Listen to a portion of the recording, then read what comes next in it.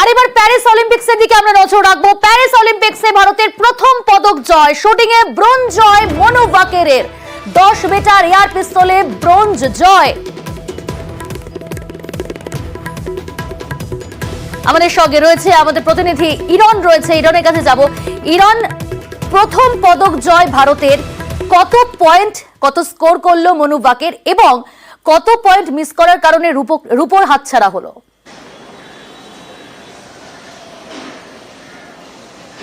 দেখো কি কারণে মিস হলো সেটা পরে বলবো, তার আগে যেটা বলতে হবে, ইতিহাস তৈরি করলেন মনু ভাকের। কেন? তার কারণ প্রথম কোন মহিলা শুটার যিনি অলিম্পিকে ভারতকে পদক এনে দিলেন। এর আগে 12 বছর আগে শেষ অলিম্পিকের পদক শুটিং এ এসেছিল, সেটা ছেলেদের হাত ধরে অভিনব বিন্দ্রা পেয়েছিলেন, গগন নারায়ণ পেয়েছিলেন, কিন্তু মহিলারা কখনোই কিন্তু অলিম্পিকে শুটিং এ পেয়েছেন। সাধারণত কুস্তির এরিয়া বলে পরিচিত সেখানকার মেয়ে মনু ভাকের। এর আগের অলিম্পিক টোকিওতে তিনি কিন্তু পিস্তল খারাপ হয়ে যাওয়ার জন্য তিনি কিন্তু শেষ করতে পারেননি, তাকে কাঁদতে কাঁদতে বেরিয়ে আসতে হয়েছিল। তারপর একটা বিতর্কিত অধ্যায় ছিল, কারণ সেই তৎকালীন যা কোচ যিনি ছিলেন যশপাল রানা, তার সঙ্গে তার বিতর্ক হয়। তিনি প্রকাশ্যে বলেন, পরবর্তী সময় তিনি নিজের ভুল বুঝতে পারেন, সেই কোচকে ফিরিয়ে আনেন। নিজের মাথা ঠান্ডা করার জন্য তিনি ভায়োলেন্ট বাজানো শেখা শুরু করেন। এরপরে মনু ভাকের ফিরে আসার লড়াই। মনু ভাকের ইতিমধ্যে জুনিয়র অলিম্পিকে সোনা জিতেছেন, ওয়ার্ল্ড কাপে, শুটিং এর ওয়ার্ল্ড কাপ, সেখানে 10 মিটার এয়ার রাইফেলে তিনি সোনা জিতেছেন, কিন্তু অলিম্পিক পদক ছিল না। আজকে যখন নামেন, প্রথম থেকেই তিনি কিন্তু তার নিজের যে খেলার ধরন, গতকাল তিনি যখন কোয়ালিফাই রাউন্ডে খেলছিলেন ঠিক সেরকমই ছিলেন, তবে গতকালের থেকে কয়েকটা শট আজকে একটু খাওয়ায় তিনি কিন্তু সুপোটা পেলেন না।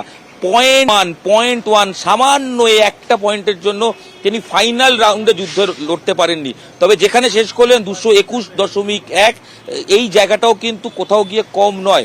এই পয়েন্টে দাঁড়িয়ে কিন্তু তিনি ব্রোঞ্জ জিতলেন। এর আগে ইতিহাসে মহিলা অলিম্পিকে কোনো মহিলা অলিম্পিক শুটিং এ কিন্তু ব্রোঞ্জ জেতেনি। মনু ভাকের এটাই একটা ইভেন্ট নয়, এছাড়াও দুটো ইভেন্টে তিনি নামবেন, টিম ইভেন্ট তার মধ্যে রয়েছে। তবে দ্বিতীয় দিনে অলিম্পিকের কিন্তু পদক চলে আসলো ভারতের হাতে, এবং যেটা পদক তালিকা ধরা হচ্ছিল, যাদেরকে এক্সপেক্ট করা হচ্ছিল মেডেল হোপ, তার মধ্যে কিন্তু মনু ভাকের ছিলেন। ভারত এই প্রথমবার অলিম্পিকে শুটিং এ একটা বড় টিম পাঠিয়েছে।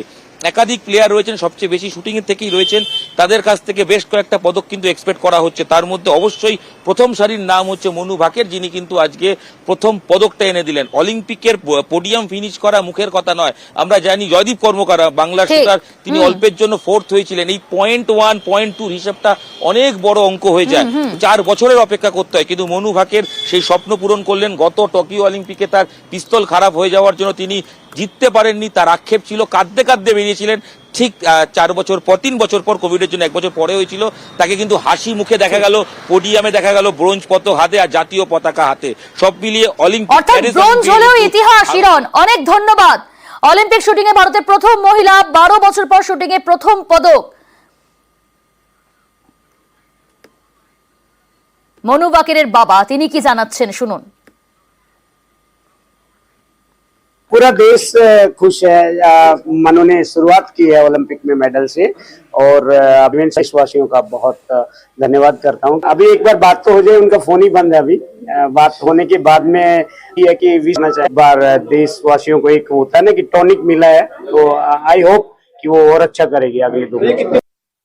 मनु की तो लगातार कोई कमी नहीं है, क्योंकि मैं जहाँ भी मनु जाती है मैं मनु के साथ रहती हूँ, तो मैं हर पल उसका मैं देखती हूँ कि अब क्या करी है। तो मैं उसका स्पेशली खाने का ध्यान रखती हूँ कि इतना मेहनत करेगी, 12-12 घंटे खड़ी होकर शूटिंग करेगी, तो खाने में मुझे इसको क्या देना, मेरा यही रहता है उसके साथ। नहीं, मैं कोई मैसेज नहीं देती, कि मुझे पता है कि मेरी बेटी ने बहुत बड़ी मेहनत करी, बहुत कड़ी मेहनत करी है, हर एक बच्चे ने मेहनत करी है। जितने भी हमारे भारत के एथलीट गए हुए वहाँ पे, वो सब कड़ी मेहनत करके तो वहाँ पे गए हैं। तो उन सभी के लिए मेरी दुआएं और आशीर्वाद हैं कि हमारे देश के सारे बच्चे खुश होकर अपने अपने घर आए।